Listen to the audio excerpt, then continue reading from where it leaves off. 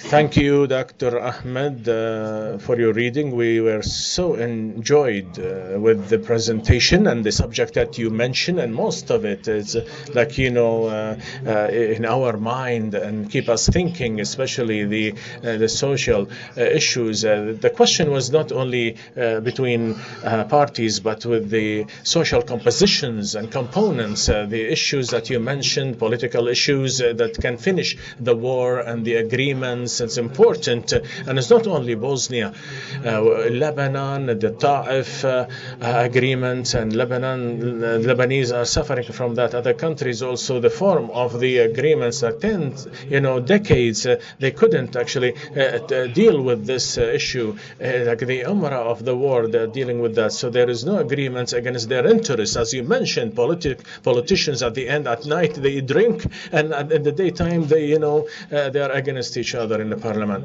And we noticed that in Iraq and Lebanon here, that they can impose anything, they can hinder everything in the political life. And Lebanon doesn't have a president because of this third issue, and also the return of the refugees and displaced people and reparations. There wasn't any reparation, there was only support. We can call it the return of the refugees, as I read, that part of the refugees back to their original residence.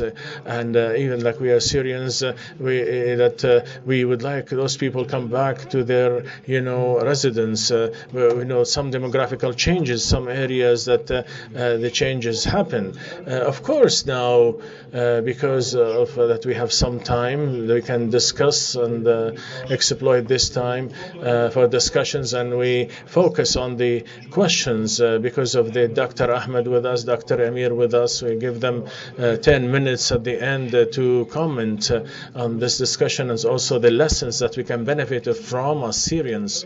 Therefore, we can open discussions, and we hope in brief that in a few minutes that start from Ghassan. Go ahead.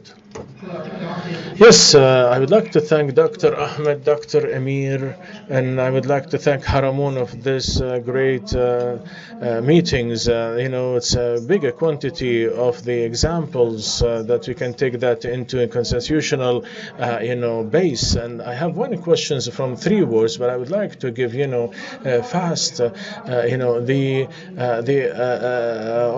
in the beginning of the revolutions, there is Morocco, there is Rwanda, and some they studied Bosnia, the divisions that happen in Bosnia. I think there is some similarities in some positions, but at the end there is a specificities and some different context. And in Syria, for example, there is no international resolution to finish the conflict, and it's not similar. And also the authority of reality ground might continue for years, and like more than 5, more than 10 years, and this is civil indications said that, but this is not going to prevent to understand other people, other countries' best practices and experiences. And when Dayton happened, the position of United States was clear, to end the war, and you're never going to go out of the chamber unless you agree and reconciliation. In Syria, this has never happened, and this is like the opposite. What's happening today in Syria is the opposite. Astana, Geneva agreements, and declared and non-declared between Russia and United States results to that empowering the current situation. My questions is that just give me actually 1 minute. Yes, I gather all the questions, but I really, appreciate the doctor's presentations. I just would like to mention, lately we hear the word peace. Like some opposition Syrians, they support the SF, Free Syrian Army, and peace definitions as a politicians is making me feel nervous. It's not like I'm against peace, but there are some Syrians they are so exciting about the peace. If the peace is a man, like might do anything to it. Is it possible that to have peace without justice? Thank you, Mr. Ghassan, and I'll give the chance to the people who didn't have a chance or didn't have a chance to speak in the previous sessions. Can I respond to this one quickly? There were times in 92 when we said نضحي بالسلام من أجل العدالة وكذا. بعد 4 سنوات رئيسنا قال. After 4 years, our president says that we are, sacrificing for peace. It's different. Principally, we were sacrificing in peace, and after that, that's what happened. This is the results. Yes, Mr. Ala, go ahead. Last week, the election of the European Parliament ended, and we witnessed the far rightist developing and was in control. And also, I would like to say that I'm not going to be surprised that Trump will come back again. And it was like a case of the leftists and the Western camps, and that Western camp, which is that they sold the democracy, and they are getting back of the democracy step by step. And with there is a lack of safe environment on the level of Yugoslavia post-war. How is possible? All these people, depressed, suppressed people, to have solidarity, and they see that this democracy issue is, going backward internationally, and also there is an extremist and against environment, against migration. How we can have solidarity at this level to face this type of risk, because it's a really tangible risk. Yes. Thank you, Mr. Ala. I think, yes, well, go ahead.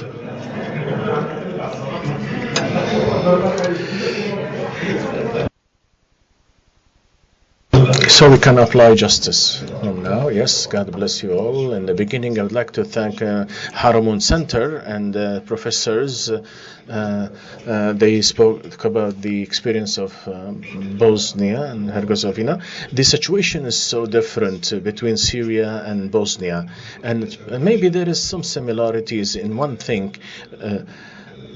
But the case in Bosnia ended because of the fall of the Russia Union and Russia, and also to have all these countries back to their positions and previous positions before the International Communist Party, and also the Syria situation emerged during the Arab Spring. Maybe there is some similarity. The different case or different situation, the experience in Bosnia and in Syria. In the beginning, there was a revolution against a dictatorship to make him fall down, to have democracy and freedom, and to have much better dignity for the Syrian citizens. But unfortunately, the Syrian regime and their alliances, they pushed the Syrian people go and have a similar Bosnia case, and also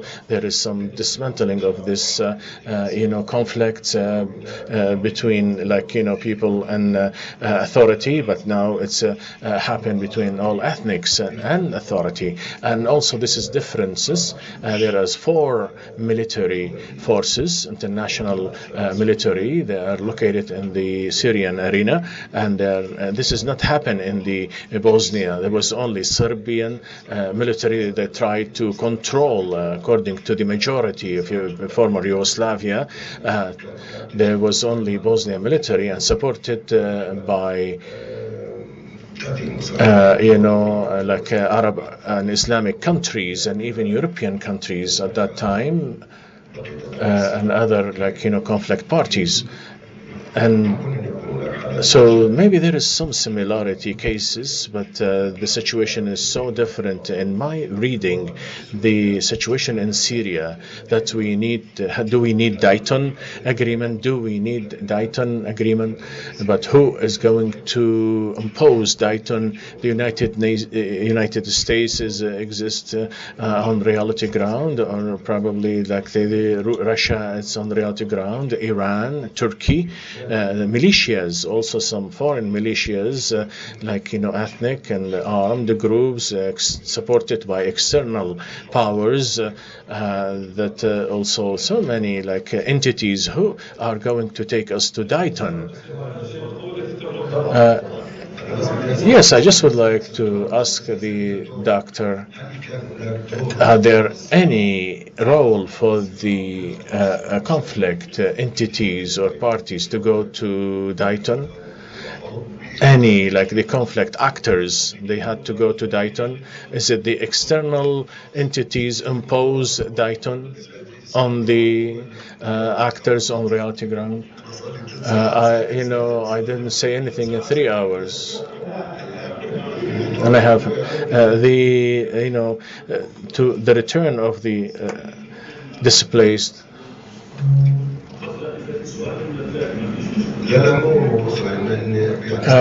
It's only like inquiries. According to us, we didn't reach Dayton yet, so we can, follow up with the issue of displaced and migrants.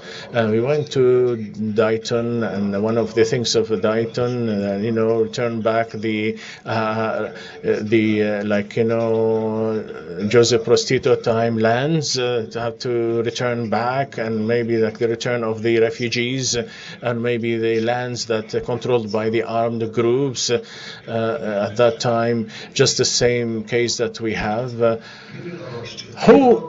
What lands that's been returned back, and how they accept to return all those refugees and displaced? We have the law 22 and 52 to return of the refugees in a safe method, and also there was also High Commissioner.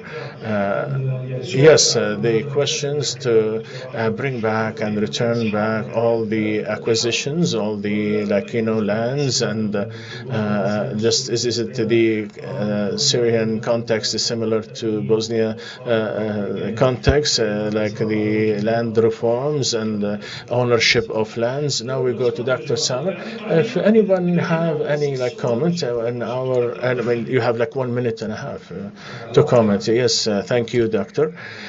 Also, now the question in the beginning is a political question. Do you think that the Bosnian side, the Muslims in Bosnia, they were more tolerated in an exaggerated way to reach peace? And I understood what you say now. The situation, Dr. Amir indicated that the situation now is so bad because the Bosnians, they weren't extreme to protect more rights or to ask for more rights.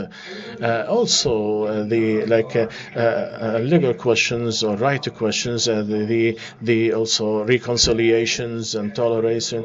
Is there any they reached to an extent of the constitutions and centralized governments?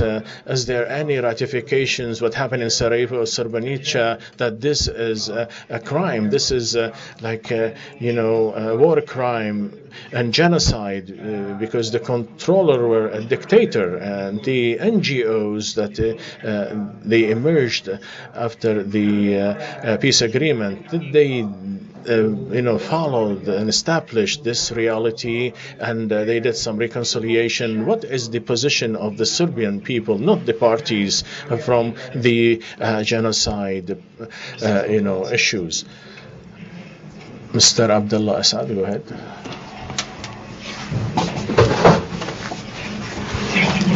Yes, thank you. Thank you to Haramon Center for this great meeting. Thank you to the professors too, and we benefited a lot from what you mentioned. But with regard to the peace, that to sacrifice for peace for the people, what happened to us and what happened to you in 2092, that's happened to us in 2070. We fighting demography and would believe, and also in order to for the Syrian people to be defeated. But most important indication that you mentioned is the return of the displaced people, for the immigrants, and there are many cities in Damascus being destroyed, and the refugees cannot go back to their homes and lands, even if the UK and United States interfered. This issue that those people cannot return to their lands and their homes. So do you think that if we sacrifice with peace for the people themselves, and maybe we sacrifice with the justice to gain peace, as we didn't have anything else to sacrifice for, even like anyone has resolutions or inside and outside, doesn't have anything in their hand. Even the president, he doesn't have any decision, because there are it's countries like Iran controlling the region, like Iran and Russia. Also Dr. Nabil. Thank you to the two professors and the doctors and their efforts. And to be honest with you, like what happened is a lesson for us and a lesson for the Syrian people in general. But I go back again and say, did you results from this experience that this solution in this method, in this way, was a reason for the suffering of Bosnia and Herzegovina? Is it the main reason that there is a lack to have an internal solution between all actors and parties, even if we talk about justice and talk about the rights? And this is a need to direct interference by the concerned parties to negotiate, to ratify rights. And when they said in South Africa, they said that reality and declaration of reality is an obligation by the participants of all actors, and also then the recognition any person that did and their responsibility. So the recognition is important, and the accountability, it's also so we can have a just solution. So with your experience, do you find that did you reach a level of a justice and stability, especially when we say after 2008? Looks like that we failed in the total solution. I will ask all the questions. I would like to know the party laws. Is it based on the program laws or programs, or is it based, or is it religion based? I would like to know the electoral law, which. Is it connected to Dayton, or maybe they been agreed on later on? Also, the issue of refugees, the number of refugees, only 2% back to Bosnia. Is this number correct? Only 2%. Is this correct? Allow me to continue. And also, according to the documentations that you mentioned, which is important, you mentioned there wasn't any documentations or IDs so they can participate as citizens in the election. So this is the United Nations interfere in that, or anyone helped you to organize these issues of documentations and IDs so they can participate if they have the right to, election? Do you advise us in Syria, the United Nations, to be a supervisor or to manage the first election after the political agreement? direct, supervision and direct management. Last questions. We are, in the trend. It's the right, the participation of women was agreement or post agreement in the process of the peace building. How much role of women in this issue of peace building, or maybe came from the society, or it was it been indicated from external parties? See the agreements of Dayton's or even post Dayton, anything related to women, in the Arab countries, they have special quota, which is only 25%.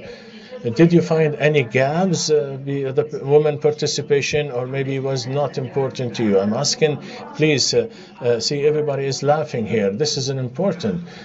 Yes, thank you. Thank you.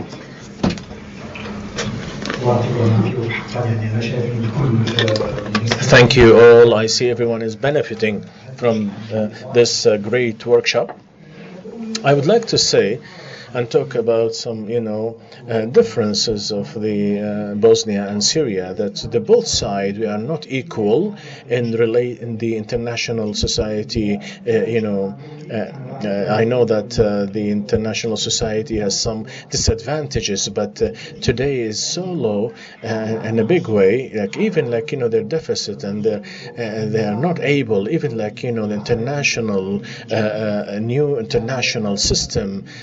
Looks like they are going to fail, to be destructed, and is unethical, unmoral, and you notice that there is some interface of the international leaders bullying, and also there is some humanitarian gathering, and also to continue their life. Maybe I just come here and try to hit you and attack you, and that's it. And now I go back to 2 points, which is according to us as Syrians, I don't want to say lessons or so. This lessons, it's harmonized with my previous entry that 2013 we worked within the national gathering and the state institutions, and similar lessons that happened in the armed conflict. All the studies emphasize that there is a waiting, and also we are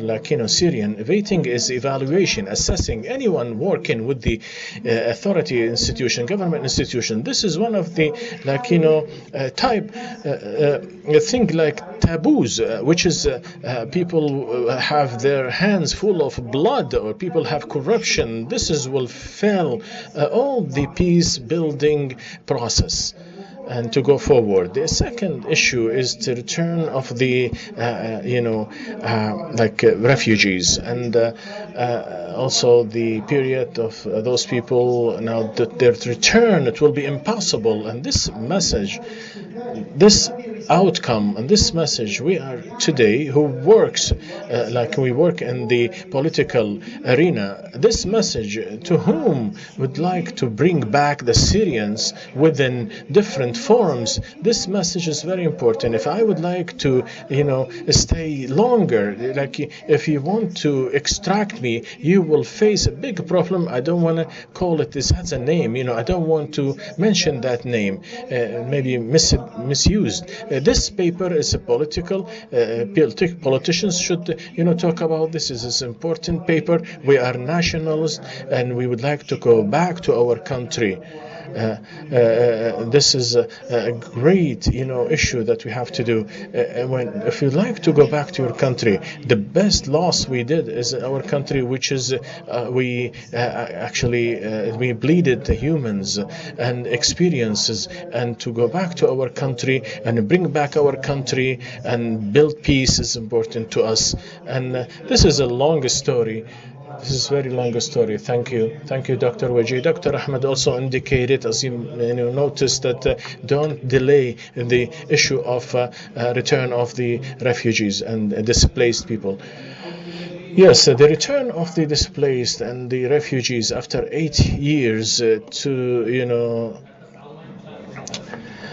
Yes, the return of the refugees is important. I will start from Mr. Wajih. Ended the refugee to go back. There is some studies after 8 years, their returns to the areas that went out from it become so low, so less. Now the migration. It was like some people to 12 years, 10 years, and some people like 4 years. And my questions direct is how did you deal with this issue in Bosnia and Herzegovina with the personal ownership and for example the central government they confiscated many lands, many homes because of those people are oppositions, and they sold it in the auction. And I noticed through the maps that you mentioned there are some areas they were green become red. How did you deal with the personal ownership and not Dayton issue, but the personal ownership is important. How did you deal with the civil status, people, newborn babies, people left from place to place, the civil status registry or records? How did you protect that during this long war? During the war, 3 years, not too long. Dr. Ahmed will talk about this. Yes, now I think there are so many points and the time is not enough, but I would like to have an entry and a question. The entry, yes, you have 2 minutes. I'm not going to talk politically. There is a pressure coming from the top. They don't think about the civil society. But if we are today in Dayton moment in Syria, what it's been pushed into the ethnic of Syria. This is the point. We have a great opportunity, historical opportunity. Before we talk about the constitutions and the committee of the constitutions, this issue of among all the Syrian compositions with the coming period in the future, the questions and the experience of Bosnia and Herzegovina, nobody mentioned the issue that where was the civil society among all the actors. I'm sure that so many people are good with each other. Where the civil society before pre-negotiation and the stage of the solution? Because each one, when we talk about transitional justice, it's impossible there's going to be justice. As I understood, the transitional justice was on the level of the politicians in Bosnia and Herzegovina. But after this issue, but people how we will have committees, how those people will recognize that I have people did this type of a crime, and also there will be accountability. On which basis is that? The question is where the civil society at that time for this political issues between the Serb and Croatia, what they did, how they have their voice before negotiation and during negotiation. I'm talking about civil society, and also the issue of migration and the detentions and forced detention and forced disappearance. And this actually all will affect politicians on the negotiation table. I am actually politicians, for example, and I, maybe civil society, they might, impose on me and telling me that you cannot, just give up and this. So we would like to understand here whether the main actor was ignoring. Finish your sentence, come on. I also created an association called Sidnaya, which learned a lot from the experiences of the victim organizations in Bosnia. We learned a lot from the families. We learned a lot from the relatives of those victims. You didn't mention them. You didn't touch upon them. I don't know why you talked about them. Thank you very much, Dr. Roda.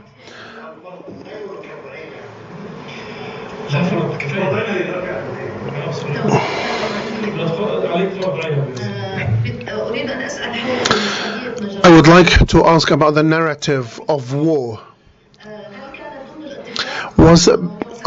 Was in the agreement this issue of narrative of the war, or the Bosnians or the Bosniaks were able to impose their own narrative in one way until we got the resolution, or to the resolution that was issued just 3 weeks ago about Srebrenica. Another issue is that I visited Kosovo and I visited North Macedonia, and I noticed that Americans have a huge presence, and this has an impact on the day-to-day life and the political parties and the political life in there. Is this impact, of course, in addition to the Russian impact that supports the Serbs, and which creates this balance of power, but making the two parties unable to continue living together without this Russian umbrella or American umbrella, so to speak? Is there something similar in Bosnia? Is America still supporting the Bosniaks till now, just like the Russians are supporting the Serbs? Thank you very much, Dr. Roda. Just 1 minute, please. This is just a quick intervention in response to the question about the difference between curricula with regards to the making of different narratives and different conflict areas. As far as I know, there is still dealing with certain communities based on the curricula. So these narratives contribute in one way or another to redefining the war inside of Yugoslavia. Lately, there were some indicators about a possible or a potential war in the Balkan countries. And I see from the outcome that there is no difference between what's happening in Syria and what used to happen in Yugoslavia. What's happening in Yugoslavia now and what's happening in Syria is now, like, for example, some changes, some geographical changes on the ground. In addition, of course, to some demographic changes. Thank you very much, Mohammed Yasser. My question is about the missing persons. You know that the ICMP, the International Committee for Missing Persons, was established and it started its work. How many people did they uncover? How many people did they know about, whose fate was known about? Did you support the procedures of accountability for those involved? What is the complacency percentage or level of satisfaction within this framework? And once again, I want to reiterate what Monia mentioned about the role of victims and the role of the families of victims and their attitude and their response about Dayton, because there were some transfers or some referrals to European unions, and there was a specific file about human rights. So to which extent this was sufficient? And you also mentioned that about 5,000 were referred to national courts because there were 4,000 victims, and the president in Serbia and the head of the militias, because as a leader or as a commander. So was that enough for the framework of justice, or does this go against what Ali Begovic said, which is like sacrificing justice for peace? So very briefly, I want to say that Syria and Bosnia, they have a lot of similarities, not based on the roots of the conflict. There is a conflict that took place in a certain local area that had a regional and an international impact. And there is also absence of the local actors. The local actors have not been able to communicate with others or maybe make an agreement. And this is why the the regional actor, that is the European Union, tried to address the problems. They tried to solve the problem, and nothing worked. And then the Americans intervened, and they started this Dayton. Dayton is a deal. It is not an agreement, and a deal has criteria to impose the rules of the solution. and the political mandate for a while, and then the demographic architecture or orchestration that happened on the ground, and fourth is that the change, if the change happens, it will lead to a civil war at the end of the day or in the long run. So do you think that in the Syrian scenario we are going to have a deal at the end of the day, and that our dreams about a political solution will never be realized? Thank you.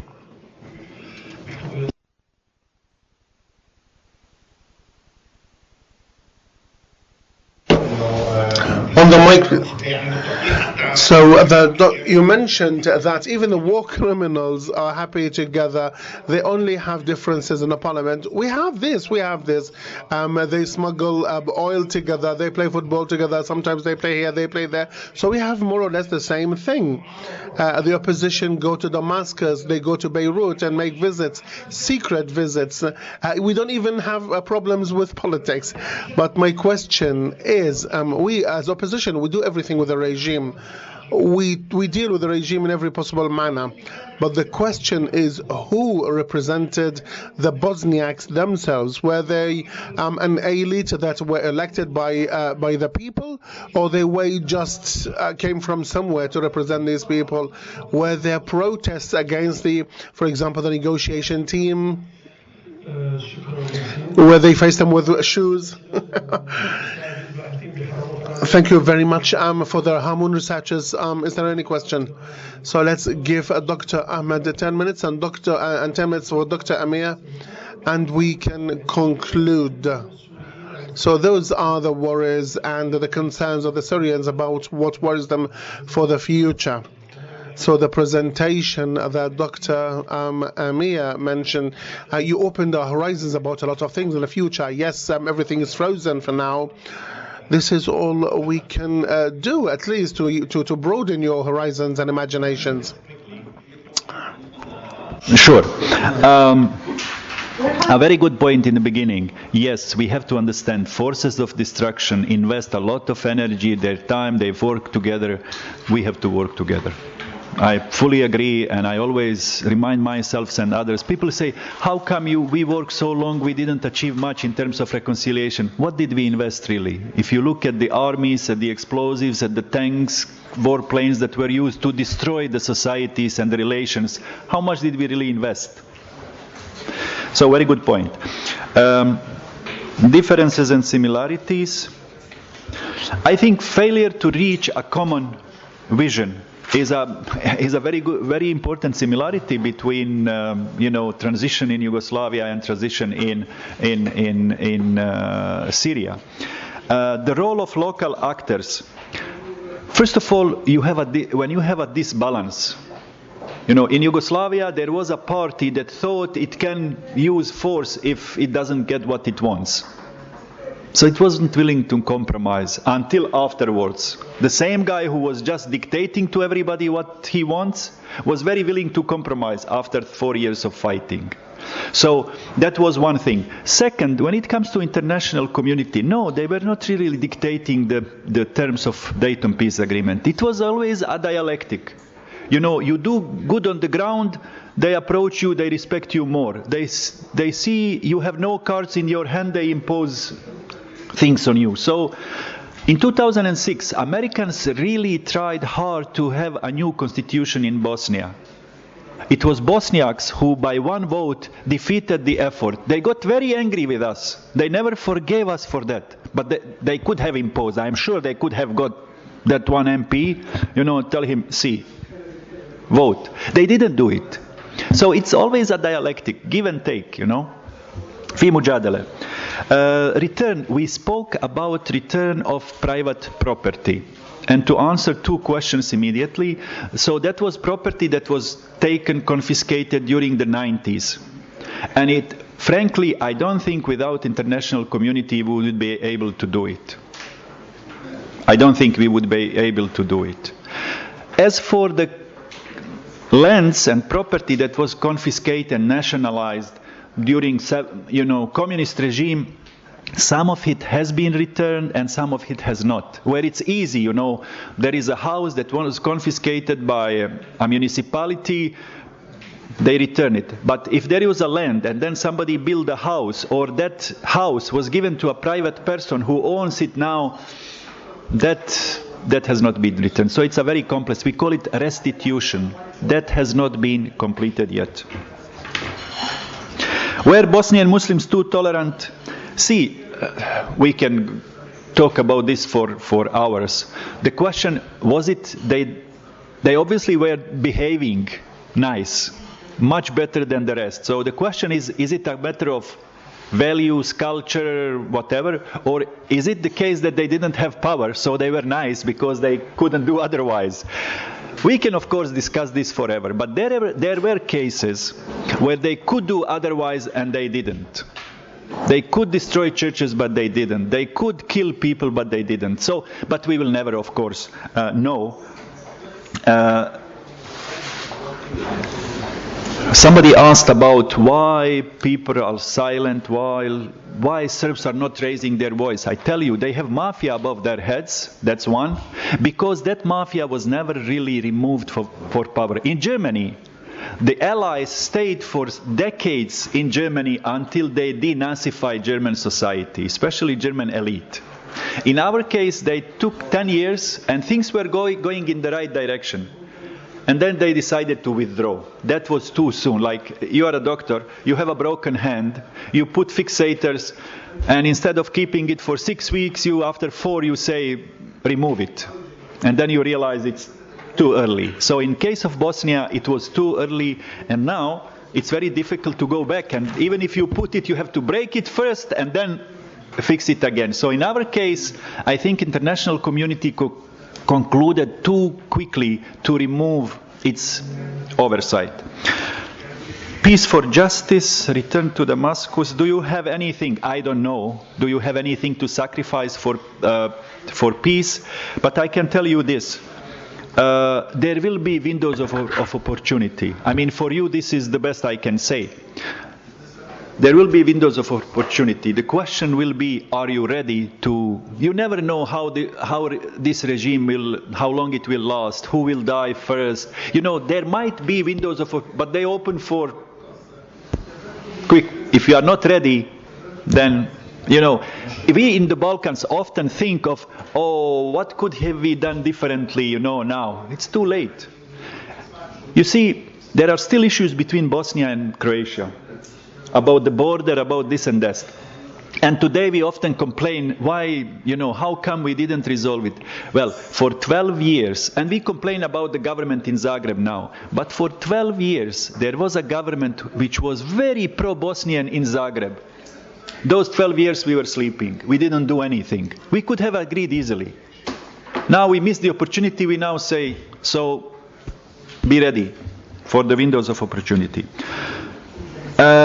Somebody asked about failure to find a local solution. Maybe we should tell you one thing. We never ask ourselves. Some people say, maybe you shouldn't have fought with Milosevic. See how Montenegro got its independence without firing a single shot. Or North Macedonia. Now the question, of course, this is hypothetical history. What would have happened had our presidency accepted the offer from Milosevic, stay with us, we give you anything you want. Now maybe Montenegro and Macedonia got their independence cheap because we paid the price. Maybe.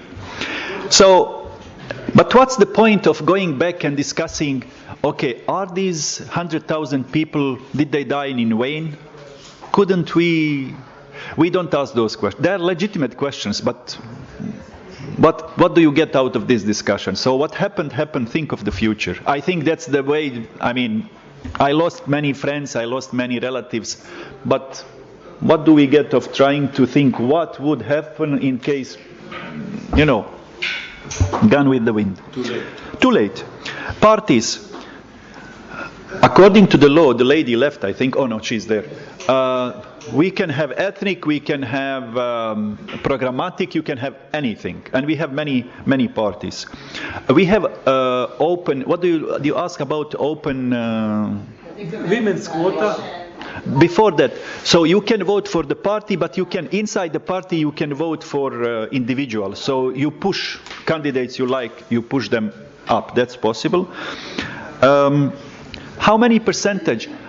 See, actually, a lot of people returned, but we call it partial return. You return your house, you return your apartment, you probably don't sell it, but you don't live there. You just go for summer, you just go for, during holidays and so on. So what kind of return it is, but many people returned nominally, but they don't live in their places because they... Yeni Bosna, we know that, yeah. Sorry. Who overlook? Yeah. Okay. She also asked that about the parties, political parties, how they identify themselves. Is there any religious identification or ethnic identification? In Bosnia, it's ethnic, عرقي, that matters. That's constitutional category. Religious is not. Of course, there is a very close proximity between ethnic and religious, but religion doesn't matter at all. It's ethnicity that matters. And you can change it. These elections I say I'm Serb. Next elections I say I'm Bosniak. Nobody can tell me you cannot be. I see, there is in this municipality, if I get just 50 votes as a Serb, I can get in, I say I'm a Serb, and I go and get the post.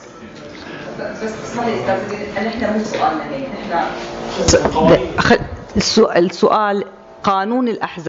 The question is about the law of parties or party establishment. Based on what can parties get established? On an ethnic or a religious or a political or national? I think I understood you. Yes, and I said you can have anything. Although there are no religious parties in Bosnia, there were 1-2 efforts but didn't work. You can be مفتوح. You can either ideological, social democracy, or liberal, or you can be ethnic. And the biggest are either ethnic or ideological. These are two biggest, yes. Who oversees the elections? According to the Dayton, it was OSCE. This, what is it called? But it's not, it doesn't work in Syria, I think. This concerns Europe, Soviet Union and North America. So they had the mandate for education, for justice reform, for elections. They were very... Annex 3. Annex 3, that's the Annex 3. As for women, it was OSCE, this Organization for Security and Cooperation in Europe, that actually afterwards worked on the election law, improvements and so on. And you have to, as party, you have to have 30%, I think, of women on the list. Yes, but they don't have to be elected. Okay. You have to have them on the list. On the list. They have to be on the list, 30%. But how people will vote, depending on the, yes. It's represented in list? Yes, 30. In the list. Not in the result of the election. Not in the results. Not in the results. Not in the results. On the list. Of the list of candidates. Each party has to have 1/3 from women. International community is worse today than in the 90s, yes. We had a lot of complaints about Boutros Ghali and Yasushi Akashi and so on, but we were lucky we didn't have Russia. And you know what I mean. We were really lucky. And as for the vetting system, you have to do it, but don't expect that you will exclude all the suspect criminals from. Just tell you one thing. For 10 years after the Dayton, first 10 years, all Croat and Serb members of our presidency ended up in jail. They were elected, and then after a year or after 2, they end up in jail. Either for war crimes or for corruption. So it's not property. I think I answered this one. Birth certificates. This was again negotiated sometime after they exchanged the birth certificate books. So they were exchanged, land books and so on. A role of civic groups. It is important but secondary. In our case, really, religious, civic, our politicians are really controlling and dominating the scene. You can try your best, and these civic groups, they are really keeping the hope alive. We have a lot of very nice, like these days in Gaza, you have very nice Jews talking things, but do they really make decisions? They don't. You know, Jewish intellectuals, Jewish journalists, they don't count. So same in the Balkans, they didn't really matter a lot. And by the way, if you are really against your leader, you pay the price. If you want a name, you have a poet, Serb poet from Sarajevo, Vladimir Srebrov, who was very enthusiastic about this Serb Democratic Party when it was established. He thought this is opportunity, you know, finally communism is down, we Serbs will be able to say that we are Serbs and so on. But very quickly he realized this wasn't just about assertion or affirmation of Serb identity. This was much more than that. And he said, no, I'm not part of this. So Miskin, when the war started, when you have hostages, and the government sent him to negotiate with the Republika Srpska police and army, hoping that they will release the hostages because he was a Serb. You know, they put him in the concentration camp and beat him and tortured him. He died very young. He was released but died very young. So there are limits to what civic initiatives can do. Of course, the mothers and wives of victims, especially in Srebrenica, did a lot, really. They are a very important pressure group, but their success is, I would say, is an exception. There have been other pressure groups, other victims, organizations that haven't had much success. For instance, we had, God knows, 20 to maybe even 40,000 people who were raped, mainly women, but sometimes men. They haven't been able to, they haven't succeeded in really, well, yes, they succeeded. Rape during the war is a war crime now, according to decisions of the ICTY. But other than that,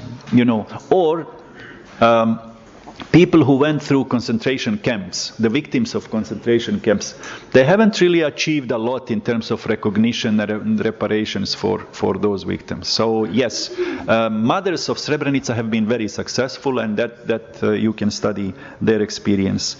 Unfortunately, we don't have one narrative about the war. We have three.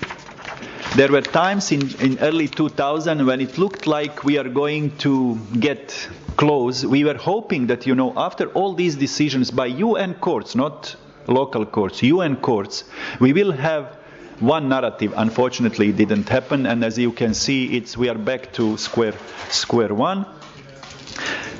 US is very important in Bosnia, but not as important in Kosovo. Why? Kosovo was given its independence by US. We were not. We really defended ourselves. And actually, we had embargo, we had a lot of other things. So, and then in Bosnia, EU plays quite an important role. So yes, US is important. The US is a very important player, but not as important as in Kosovo. Now, about these three narratives, obviously very important, how we teach our history to children. And many people say, you see, now we have three narratives. This is just preparing another war. But there is something that is even more worrying than that. You know what it is? For 45 years in Yugoslavia, we studied the same history, one narrative. We went to the same schools. We went to the same factories. I was in the Yugoslav army for 1 year, Marine.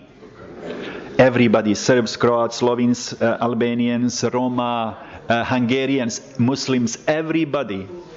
And we fought each other like hell. So how come after no religion, no religion whatsoever in the education, in anything. After 45 years, in about as late as 87, nobody believed that there could be a war in Yugoslavia. In 88, we started to worry.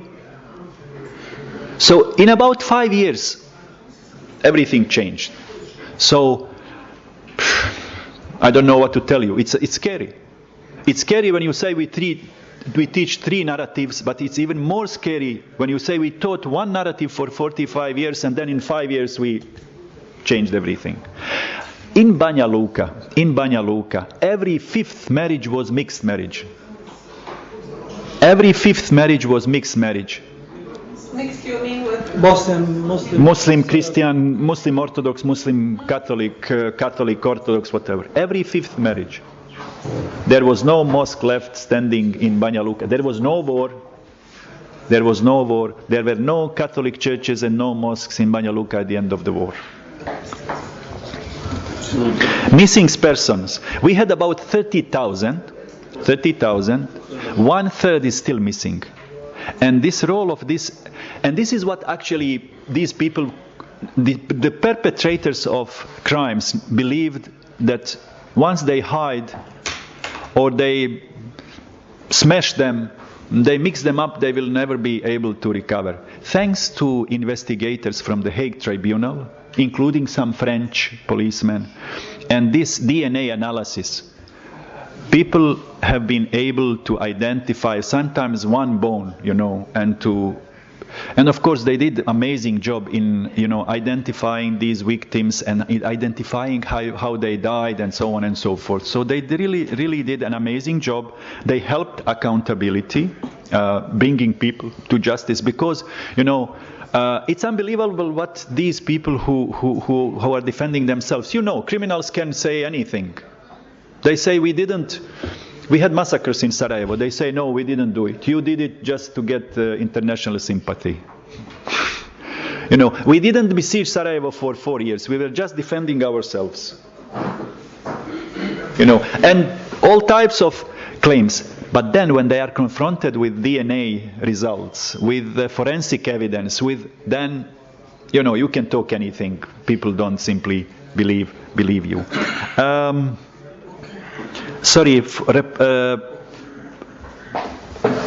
These families, sometimes what families can do, it's amazing. How we got to know about what happened in Srebrenica? I think this is a very interesting story. There was a provision in the Dayton Agreement that there will be Commission for Human Rights something, House for Human Rights. And then, years passing, and we don't know what happened with the missing persons. And then somebody said, okay, according to the European Convention of Human Rights, we have the right to know where our beloved ones are, something like this. And they said, okay, we will sue the Republika Srpska government. You cannot do anything about missing person. He's missing, not dead, he's missing. But we, as the family, we have pain because of the missing persons. So they sued the government and said them, you have to tell us. And then really this commission said, you have to tell them. And then they started pressing them to release the data where the missing persons are. And they finally acknowledged 6,000 plus were killed. So that's, how it worked. You couldn't find the missing person. But you said, I suffer because I don't know where my son is. So they pushed them to... that's it. That's it, I think. You will get your Safka, I don't know really. And yes, we had elections in 91, so we had elected representatives when the war started. Yeah. I apologize if I missed some answers. I am here. We can talk over the lunch. نعم نستطيع الإكمال في المطعم. نأخذ من الدكتور أمير ولو باختصار. Let's listen to Dr. Amir just for a few seconds, if he has, or a few minutes, if he has any comments. I was taking some notes, and maybe for the electoral law. So this Annex 3 of the Dayton Peace Agreement, OSCE was supervising election in an early post-Dayton time. And then once the Bosnians adopted their own national election law, then domestic national institution was supervising this. Somebody asked, is America still supporting Bosnia? Well, yes, it is. And this support has been increasing in last few years because of the Ukraine and other cases. Then a few other questions, similarity and difference. Well, I would say that the most important difference between Syria and Bosnia is our geography. We live, Bosnia is located in the southeast Europe. It is a kind of European underbelly, and on European continent there is a Council of Europe. There are strong human rights provision with European Convention for Human Rights and Freedoms. Unlike Europe, in the Middle East, you don't have this culture of integration. There is no EU. There is no, I mean, all these Arab League and OIC, they are very loose. They don't produce any substantial integrative political culture. And there are no strong provisions when it comes to human rights protection. So, and this is geography. It comes to geography. So for us, our struggle was much easier than your struggle will be because of this difference, because of this geography. This is my opinion. Well, other points we can share over the lunch, and really too many questions. And I also learned myself a lot from your side with your questions. I get the point. How is it with your case? Thank you. Let me first of all thank my dear friends and my dear guests who have taken every effort to come here, spend a couple of days here and go back.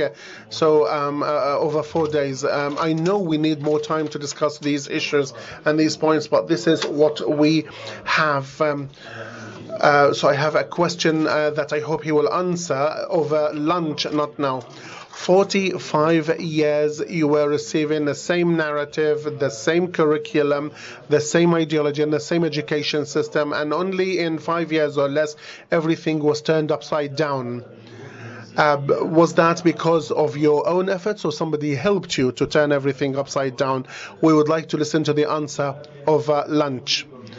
However, I hope that after all that we heard and what we will hear tomorrow, what are the lessons learned from our study, looking at this experience and based on what we heard from our guests today?